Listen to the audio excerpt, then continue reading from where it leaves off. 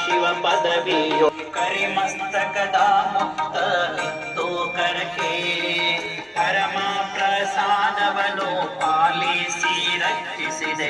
ಅಯ್ಯ ಬಸವಯ್ಯ ಅಯ್ಯ ಬಸವಯ್ಯ ದೇವತಾಪತ್ರಯದ ಭವದುಃಖಿಯ ಆಯಾಸವಿಲ್ಲದೆ ಸಲೆ ಸುಖವ ನಿತ್ಯನ್ನ ಆಯಯ್ಯ ಗುರು ಬಸವ ಯೋಗಿನಾಥ.